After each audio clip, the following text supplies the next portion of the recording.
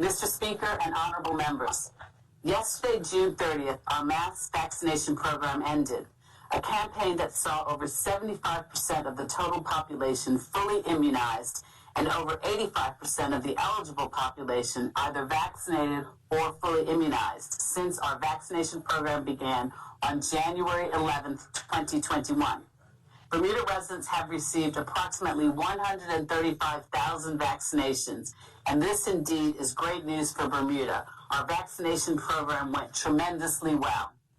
Bermuda's COVID-19 vaccination program surpassed the World Health Organization's goal of 70% immunization of a population ahead of the June 30th target.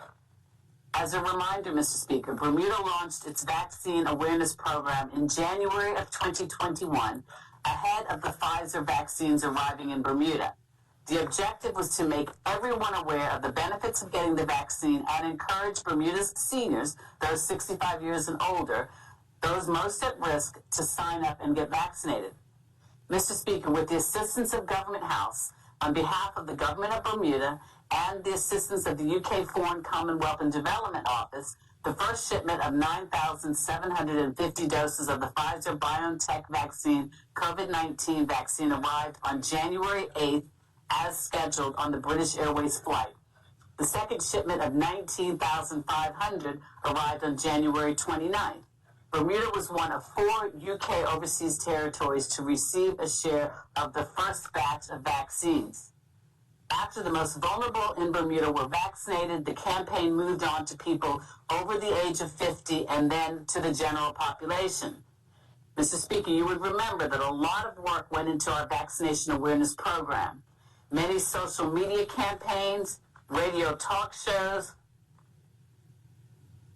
press conferences, Facebook Live sessions, several media interviews, and extensive interviews on local radio stations providing information and addressing some of the misconceptions and myths that exist around getting the vaccine, included but not limited to infertility and blood clots, amongst other concerns. Mr. Speaker, a hard push was implemented through our close-to-home mobile vaccination program in neighborhoods island-wide. With a free minibus service, this program ensured that transportation to a vaccination center was not a barrier to getting a vaccine. Mr. Speaker, the close-to-home program, which was subtly operationalized and managed by the Bermuda Health Council, was also an ideal opportunity to learn more for those people who wanted to hear about the COVID-19 vaccine from a trusted source. Over the past 18 months, Mr. Speaker, COVID-19 vaccines were also available at the Bermuda Police Recreational Club, the Bermuda College, the King Edward Memorial Hospital, Edgewood Pediatric Services, and the Hamilton Health Center. Mr. Speaker, we had pop-up clinics at Fairmont Southampton, Hamilton Princess and Beach Club, Linda's Supermarket, the National Sports Center, Pier 6, and the Christen Building. Mr. Speaker, the Ministry's community outreach team worked to reach seniors and partnered with agencies such as Age Concern and the Red Cross.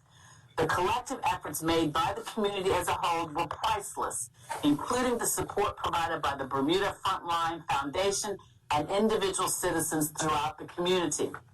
Additionally, in recent months, Mr. Speaker, a number of health service providers had vaccination clinics, including Somerset Pharmacy, We Care Pediatrics, Edgewood Pediatric Services, Omni Medical, North Shore Medical, Summers Medical Services, Bermuda Healthcare Services, and the Bermuda Diabetes Association.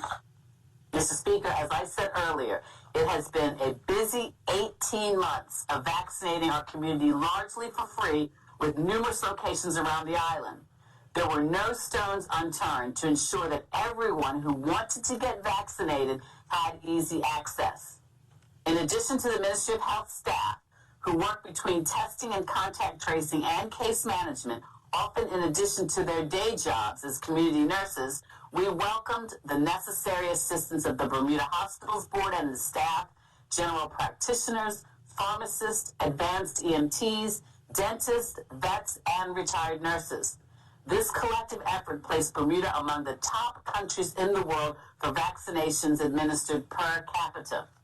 Mr. Speaker, as minister and on behalf of the ministry, I cannot thank these professionals enough. Their dedication to the island's well-being is truly stellar. Our success in dealing with COVID-19 was and still is a community effort. I am truly grateful to everyone involved, and I am also grateful to the many individuals in our community who got vaccinated. Mr. Speaker, those that came when we started 18 months ago, those that waited until they were eligible and registered as soon as they did, those who were sitting on the fence, undecided, and eventually got vaccinated, thank you to everyone. Mr. Speaker, the coronavirus vaccine is key to living safely with COVID-19. It reduces the severity of COVID-19 if you get infected, and it reduces hospitalizations and deaths. The Ministry of Health recognizes that this pandemic would have been far worse if not for the level of vaccination in our community. And we know that vaccines work, and we have the data to prove it. We are pausing our vaccination program for a few months now as the demand was insufficient to warrant another shipment. However, to those not yet vaccinated but considering, I urge you to seek information from a credible source to help you make the decision. We have worked hard to reach this point in the pandemic, and I want to thank the entire Bermuda community for all of their efforts. Thank you, Mr. Speaker.